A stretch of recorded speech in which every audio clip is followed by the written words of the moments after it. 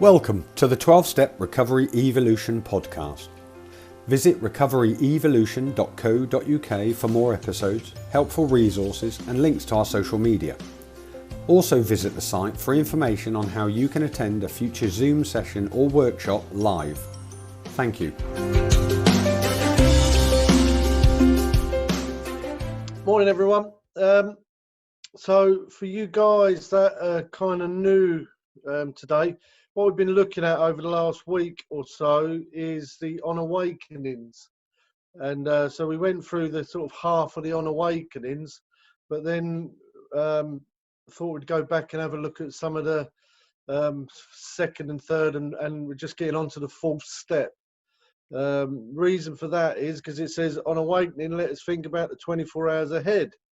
And just to point out and a refresher that the on awakenings is a meditation.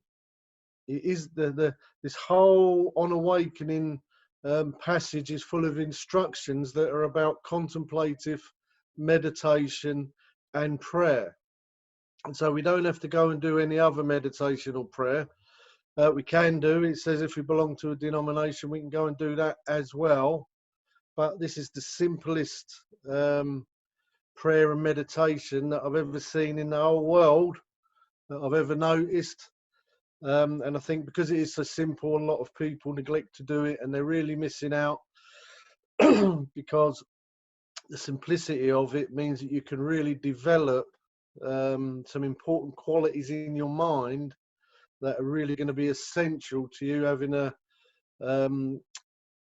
feeling of well-being and satisfaction in your life. So try not to overlook it. Try and have a deeper focus on this. It's like most things that are really profound. They're very simple, and they can go by unnoticed. So these are instructions. It says, on awakening, let us think about the 24 hours ahead. So that's a contemplative meditation. That's about sitting and really just considering the day ahead. It's even visualization. You can use visualization to work your mind through each situation. If you have an uncomfortable situation that you've got to deal with, it's good to actually sit and run through that uncomfortable situation, but then run through your mind and make it run the way that you'd like it to go. It's a great practice, and you can get better at it, so that you're deciding how you're going to respond to the world rather than just reacting to circumstance. And again, we're realizing that this is kind of a vehicle. It's not the destination, but this kind of meditation, these kind of practices, a vehicle that we're gonna learn to get in, that's going to take us to the destination. The destination is more peace, more understanding, and getting into this higher mind and starting to feel this conscious contact with the Creator, with God, with our higher self. So there's quite a big prize to be gained from this practice. And if you didn't practice anything else and only practice this, I'm pretty sure you'd end up getting a conscious contact with God. So, it don't get better than that. It doesn't. There's not a lot more to get than that. So if you are doing other practices and you're getting this conscious contact with God, great. If you're not, then you probably should be practicing this. It's something that we discovered that you have to do. So he said we consider our plans for the day. And that means, like, we have these daily planners where you can, it's like a weekly planner. It's on Recovery Evolution website. You can write down your list of what you're going to be doing every day. And then it says you can consider what you're doing. And I like to say, on this backside of this sheet is blank. And so is most of our day. So again, you can actually become part of creation. You're a co-creator. You can decide what's going to be happening in your day. Not completely, but quite a lot. And and then you can consider that and set that in your mind. And I think even today, all of the modern sort of new agey, spirituality, like The Secret and can't forget who the other guys, but I think a lot of them, you'll find that they're also trying to tell you to practice this about setting your intention for the day, focusing your mind, you know, to sit and visualize, and you'll be surprised how much your day opens up. Well, all the modern stuff's just getting to that, but the truth is, it's been written in this book and other books for quite a lot longer than just recent. So, and again, it's people can't copy stuff like this exactly, so they tend to sort of change it a little bit to make it look like their own. But these are just spiritual principles. So, before we begin the meditation of contemplation, we ask God to direct our thinking. So again, that's just a practice that if you just follow these simple instructions and do exactly what it says, you'll get good outcomes. It's asking especially that we be divorced from self-pity, dishonest or self-seeking motives.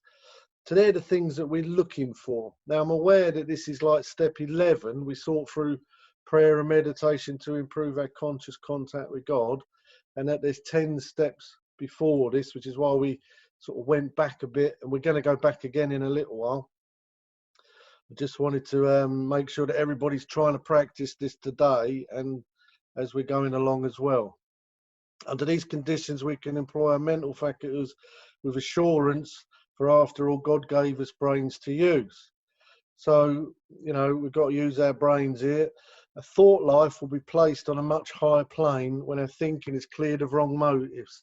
So that's kind of like the goal in this section, is that we're trying to do this practice because we're trying to clear our mind of wrong motives. So that's page 86.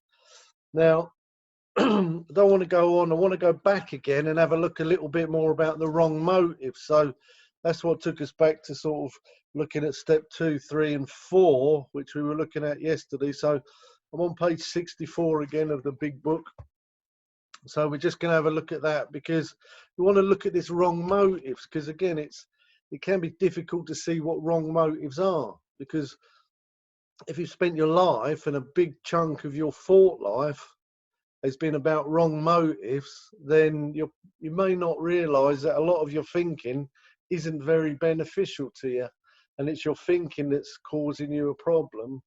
It's not necessarily everybody in the else. So it's trying to wrestle your mind back to a focus of the realization that yourself, this unhealthy ego, fearful, damaged self, is the root of all your problems.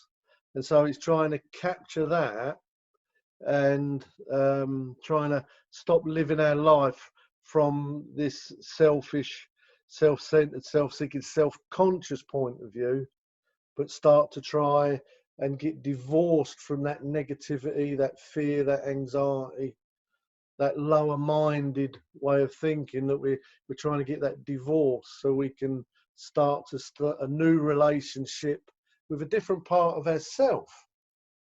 You know, this really isn't asking us to go outside ourselves.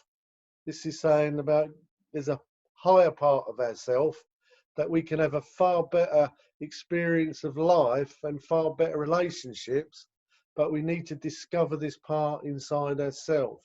At the moment, the part that we're having a relationship inside ourselves is not very productive, and it's causing us a lot of suffering. So it's like trying to remove the blocks from this new understanding, because we're almost going straight into reacting. Excuse me a minute.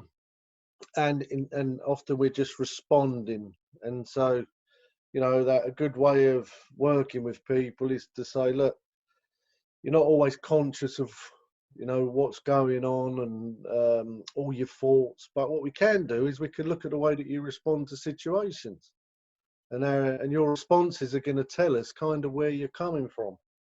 Your responses are going to tell us, you know, what's going on inside you. For example, if a dog starts running at you and starts barking, and you start kind of jump up fences and run away and start sweating and showing fear, then we can see you've got a response of being fearful of dogs. And that may have come because you got a dog bark at you when you were young. You know, you might have been around a family that was so afraid of dogs that they installed that fear in you. So even if that dog really isn't going to bite you and isn't vicious, your response is going to be that it is. which is out of proportion with that reality. So if that was happening to you, then that would be a response that we could say, well, let's have a look at that response and maybe change that response. So that's an example of, can be emotional or mental disorders or fears and anxieties. And, you know, I didn't realise that I was resentful at service stations, for example. And, you know, I've been quite a resentful person all my life. And we went to this Joe and Charlie convention up north. And my mate had a taxi, one of my sponsors had a taxi. So we piled all in this taxi and we went to this Joe and Charlie weekend, and it was fantastic. And we learned a lot about the big book, and we were coming back and we were all happy, and we were all having a laugh and joking and sharing. And as we were going along, the driver said, should we pull over and get a cup of coffee and a bit of breakfast? And everybody agreed. So we started to pull in this service station. And as we started to pull in this service station, I felt myself starting to change, and I started to get angry and angry and angry. And by the time we got in the service station, they were all happy and they were all off to go and get their breakfast. And, you know, they were all saying, what you can have, what you can have. Well, I had to go to the toilet. Not because I wanted to go to the toilet, because I wanted to go and pray. Because in my head, I was picking up chairs and throwing them across counters and kicking doors in. And when I went and sat in this cubicle and started saying, God, what's wrong with me? I just feel like smashing this service station up. And I started to realise I was really pissed off and how angry I was being ripped off, or I felt being ripped off. And then I kind of went back through my mind, and the amount of times I'd get up to the counter and, you know, Mars bars in shops were like 25p, but when you went in a service station, they were 90p. And I'd be telling myself, shut up, just pay for them. But by the time I'd get to the counter, I couldn't do it. I'd throw it in the crisps and walk out.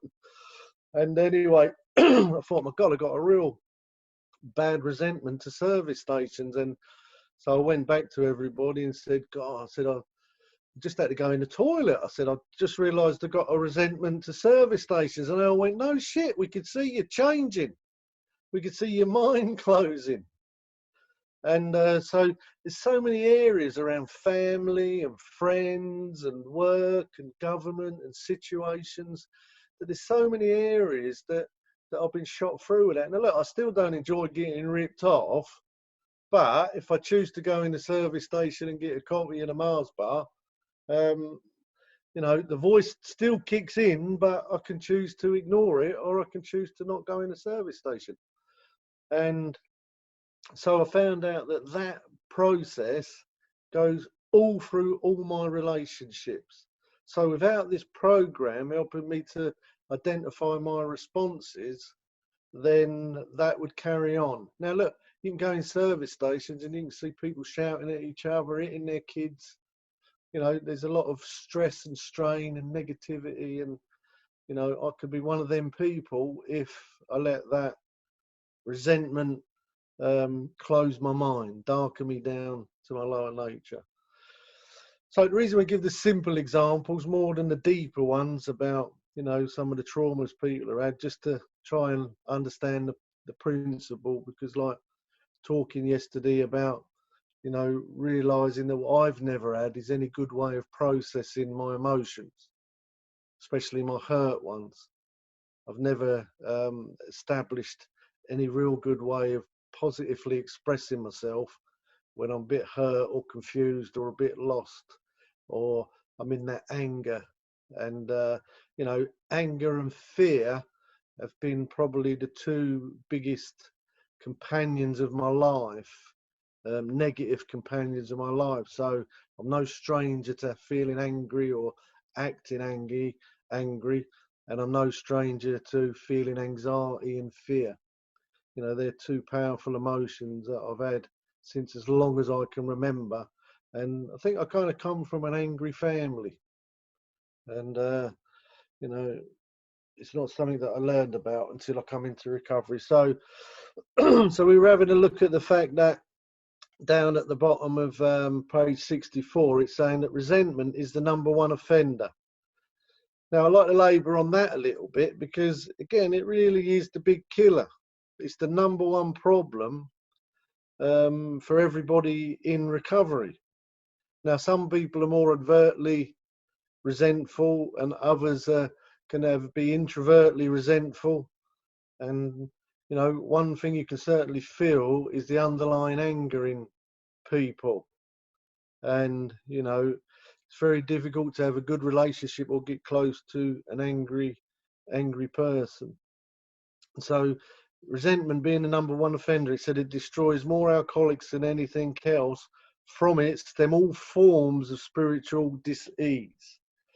For we have not only been mentally and physically ill, we have been spiritually sick. Now that might be something that a lot of people, may have issue with. That it's saying, we sort of come into AA or come into rehab thinking that we got a drinking problem, and and then we might think, well, it's a physical thing that I just can't stop drinking. And then we start to learn this may be a mental kind of condition, that there may be emotional problems attached to this. And then they drop the bombshell and say, we think this is a spiritual disease. Now, I never knew about what spiritual disease was. We didn't sit around in the Levi in Watford getting pissed out of our head talking about spirituality and emotions and stuff like that. I mean, when I first heard the word spiritual, I thought it was one of them crazy churches where they all talk to dead people. I thought they were meant spiritualist, and I'm like, what have I walked into here? And if I'm quite frankly, the God idea was quite difficult and quite frightening for me at the beginning. The only reason that I stayed was because I felt a lot of, I could relate to a lot of the stories about the drinking and how they felt. And I wasn't that keen on this spiritual or this God idea. I didn't have a clue what it was. I just knew I didn't like it. I knew nothing about it, but I was going to reject it anyway. So it's saying that we have this spiritual disease. We've not only been mentally and physically ill, we have been spiritually sick. Now here's the real kicker. It says when the spiritual malady is overcome, we straighten out mentally and physically. And so he's kind of saying the reason that we're kind of messed up mentally and physically is because we're messed up spiritually. So trying to sort myself out physically isn't going to solve the problem. Even stop taking drugs or stop drinking isn't going to solve this problem. Sorting out my mental problems isn't going to solve this problem. This problem, they believe, is coming from this spiritual malady. Now, the spiritual malady, for those of you that have never heard before, it means spiritually disconnected. It means separated. As you go through this, like we already sort of talked about, that this is all about relationship. It's about relationship ultimately with yourself and with the higher power. And like Jodie said, I think yesterday or the day before, she quite rightly pointed out that, if I can't accept myself, then I'm not going to accept the higher power. And there's no way of then dealing with this spiritual malady. So as we begin to accept ourselves, it's not really about accepting yourself. That's just part of what we have to do to move along this journey. Again, this is just saying, look, we need to remove this self out of the way because we need for this spiritual connection to begin again in your life. But ultimately, it's this conscious contact with God. It's this getting this spiritual connection. Now, I've found nothing in this world has satisfied me more than my relationship with God. And then when I feel satisfied with that, then I don't tend to go around trying to do crazy things to get myself satisfied. So the spiritual malady, when that's overcome, we straighten out mentally and physically. And so resentment is the number one thing that's going to block that. If you can bring down your resentments, then you're going to move quite a few steps closer to this spirit, this God consciousness.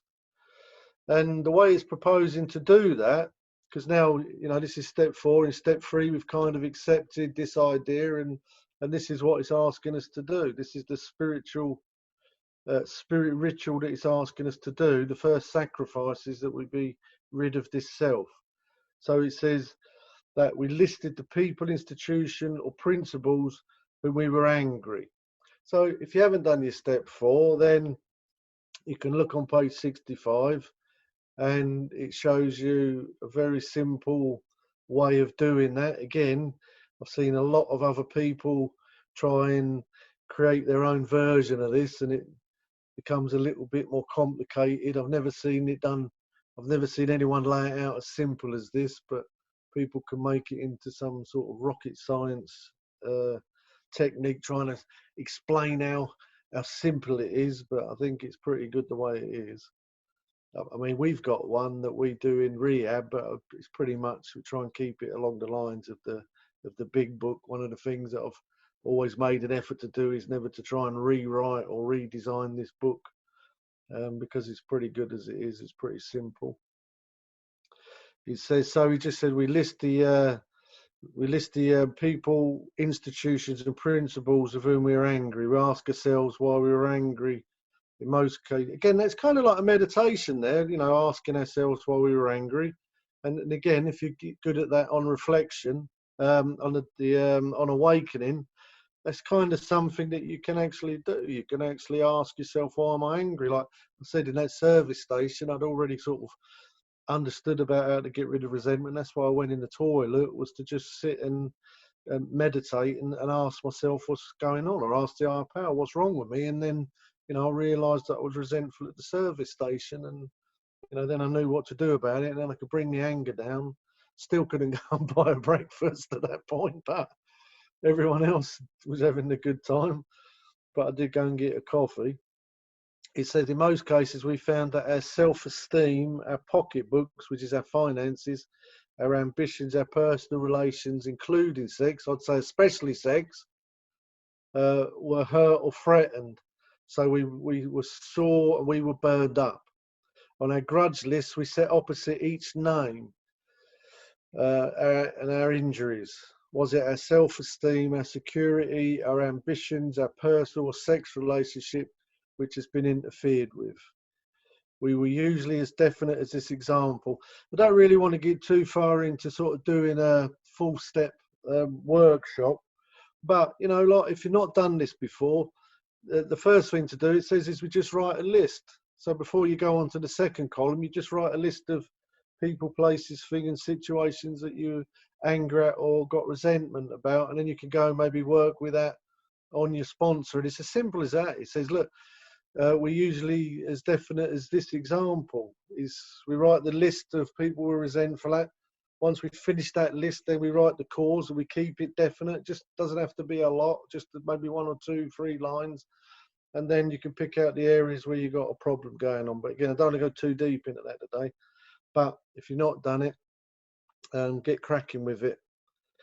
He says, we went back through our lives, nothing counted but thoroughness and honesty. When we were finished, we considered it carefully. Now, this is an important part of doing this process. And again, it's kind of like a bit of a meditation. It's asking us to do a bit of contemplation. And I wasn't asked to do this at the beginning, and it caused me years of confusion, because they explained that the self was the root of my problem, that my problems were in me. But I could obviously see that other people were wrong. But it was almost like I wasn't allowed to acknowledge that, which kind of screwed me up for a while. I couldn't kind of get my head around that it was all me. And I'm sure that's not the intention that people were giving me, but that's the way they were explaining it, because they didn't tell me this bit. It said, when we were finished, we considered it carefully. That's when we finished making our list. It said, the first thing apparent was the world and the people were quite often wrong. Now that bit I kind of only learned a few years ago, which kind of made a massive difference for me. He said the first thing apparent, the world and the people were quite often wrong. So that's nice. I can accept that. I can accept that the world and the people were quite often wrong. And if you're a perfectionist like me, you can exactly see where they're all wrong. But he said to conclude that others was wrong was as far as most of us ever got. Now, to me, this is the real crux of addiction. This is the real crux of the mental condition. This is like the tipping point of it all. You know, if we can actually understand this point, then the rest of it, I think, makes more sense. And that's why I think that it's important to kind of labour on this bit, because it shows the mental twist that goes on in my mind. And as we were saying yesterday about the fact that I don't have or haven't had a natural ability to process problems. I've never had a natural ability to process problems. It just doesn't seem to work in my mind. Now I think the world makes a big mistake when it treats everybody with addiction the same, because I don't think everybody with addiction is the same. Now, I know we're all different as individuals, but I think there's categories. I think there's two categories of people with substance misuse problems. I think the first category, I'd call them, now this is kind of come through working in treatment, working with people in recovery, having the same experience myself. This isn't just this isn't just a theory, this is kind of what I kind of experience in my life, is that the first category, now they may drink a lot, far too much. They may drink alcoholically. The drug user may take a lot of drugs addictively. But when these people are given a sufficient reason to stop, now sufficient reason is somebody leaves them, they're going to lose a job, they're going to die. You know, the doctor tells them, you know, you can't go on. They get put in prison. They become embarrassed. Something tells them you've got to stop or moderate. Now, if them people can stop and moderate without a program, I don't believe they're alcoholic or drug addict like the kind he's talking about in this book, because they've still got that problem solving capacity in their mind. Now, you get the other kind that drink alcoholically, take drugs addictively, and no matter how many reasons that they're given to stop or moderate, no matter how much they want to stop or moderate, they cannot. They cannot stop or moderate. We see them in meetings and we say things like, maybe they're not ready yet, maybe they've not had enough yet, and stuff like that. And then you see them in meetings that have got no program, have no belief, but then they got all these years of sobriety. I don't honestly believe they're alcoholics and addicts. If they don't need this program, then they're not alcoholics and addicts. Not the kind he's talking about in this book. And they can be detrimental to the people that really need this program. Because then the ones that really need this program come in and look at them ones that don't need it, but come to our meetings and do their group therapy. They come to our meetings and they look at them and think, well, they're not doing it, I don't have to do it. And they keep relapsing and eventually die. So I need this program because this program is the treatment for addiction. So if you don't need treatment for addiction, then you're obviously not an alcoholic and an addict. That might be a little bit controversial, but hey-oh, that's what it says in here. So to conclude that others are wrong was as far as most of us ever got. The usual outcome is that people continue to wrong us and we stayed sore. See, we've got no way of getting over it. We're staying stuck with the offence, we're staying stuck with the hurt. We're just not getting over it, and our past problems and difficulties are just building up on us. This self is just building up pain, building up discomfort, irritability, discontent. It just keeps building up, and we can't find any relief in it because we can't do what the rest of the world do, or the people that can resolve their problems to get relief do. Then we tend to take drink and drugs to get relief from our inability to resolve our problems. And then we keep talking about ourself. I mean, if you listen to people in recovery, they just want to talk about themselves all the time. They want to talk about their problems all the time. And it's not a bad thing, but you're not going to do that, and you're not going to keep doing that, because if you keep doing that, you're usually expressing discomfort and pain, and you're uncomfortable. And if you get the treatment for that, you don't have to keep expressing it. You can move beyond that if you're willing to let go and follow this process. It says the usual outcome that people who wronged us and we stayed sore. Sometimes it was remorse, and then other times, remorse. And then, oh, that's a good one. I thought my name's Morse, Lester Morse. So I'm pretty sure they could have called me Lester Remorse, the way that I used to carry on.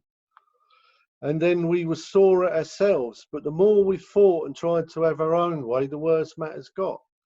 As in war, the victor only seemed to win. Our moments of triumph were short-lived. It is plain that a life which includes deep resentment leads only to fertility and unhappiness. To the precise extent that we permit this, do we squander the hours that we have that might have been worthwhile. See, so again, just to go over that little bit, it says it's plain that a life which includes deep resentment, that's me, my life's included a lot of deep resentment, I can still go there pretty quick, leads only to fertility and unhappiness. The more you recognise this resentment, the more it makes you feel sick. It is literally like having poison in your mouth. And again, we say that resentment's like drinking poison, hoping the other person dies. But I certainly struggle with that, to the precise extent that we permit these. That we are permitting it, especially when you've got a program that says you don't have to permit that. You can be free from that. Do we squander the hours that might have been worthwhile? Like we was talking about, if I plant, it says that if I make a decision based on self, that it sets a ball rolling. And so if I make decisions based on self, then I'm going to end up eating the fruit from it. And again, you can tell the people that are eating the fruit of self, because what's coming out their mouth is always sour, it's always bitter, it's always twisted, and all of that is untreated addiction. All of that is people that are just totally fueling this sick version of themselves. And it's just mental illness, really, and caused by spiritual disease. But they want to keep expressing their disdain. I mean, you listen to it quite a lot. It's almost like the news is like that, and all these soap operas, and listening to people, and even listening to myself a lot of the time. I just want to keep pointing out the negatives all the time. It's like, and again, it just gets where you sort of start noticing, this makes me feel ill. And you look yourself, the next time you're being negative or slagging somebody off or complaining about something, just stop for a minute and become conscious of how you feel. It doesn't make you feel good, makes you feel familiar, but it doesn't make you feel good. Now, it's all right to be able to tell people about problems, but again, only when we're trying to overcome them. But he said, but with the alcoholic whose maintenance and growth of a spiritual experience, this business of resentment is infinitely grave. Now, there's quite a warning there. Anything that's got grave in it can't be good. It's infinitely grave, and infinite is quite a lot.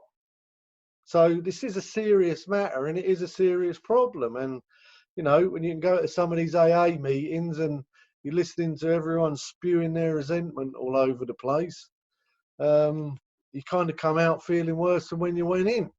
So, there's kind of a saying, a bad meeting's better than no meeting. Well, I don't think so, but if it works for you, have a ball. It said, we found that it is fatal which is again not good. Infinite, grave and fatal, really, really not good. So it should be something that's taken serious, resentment. Being angry is not something that we can just do.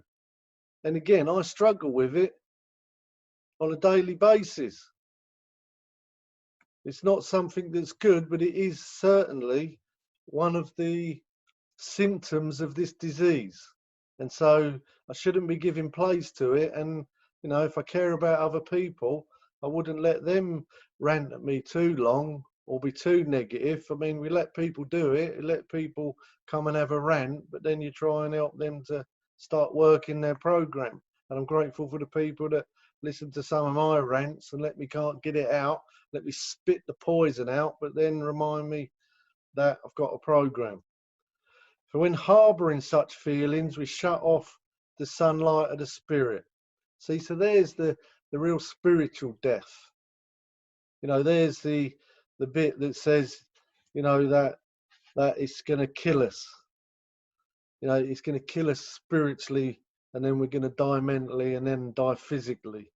It said the insanity of alcohol returns and we drink again. And with us to drink is to die. If we were to live, we had to live free from anger. Oh man. Oh man, I can't say that I've lived free from anger, but mostly. And mostly considering how angry I could actually be. I'm going to have to put this on a percentage scale. That on the percentage of my life, I'm free from anger. Still there, because we're not cured. It says we have a daily reprieve dependent on the maintenance of our spiritual condition. He said the grouch and the brainstorm were not for us. They may be the dubious luxuries of normal men, but for the alcoholic, these things are infinitely grave. He said we turned back to our list, for it held the key to the future. Were we prepared to look at the world from an entirely different angle? We began to see that the world and the people really dominated us in this state. The wrongdoings of others, fancied or real, had the power to kill. How could we escape? We saw that resentments must be mastered, but how? We could not wish them away any more than alcohol. And then it tells us the solution, which we're going to go into at a deeper level tomorrow. But again, just want to break that down a little bit more. It says we turned back to our list where it held the key. We were prepared to look at the world from an entirely different angle. Now that different angle, you know, some of the terms that we use when we're talking about addiction in the professional circles is that people with addiction have a twisted perception. And our perception of reality is twisted because one, we're not being able to process, but they're very resentful or very fearful or very selfish. They seem overly concerned about themselves. And so they have this twisted perception of reality.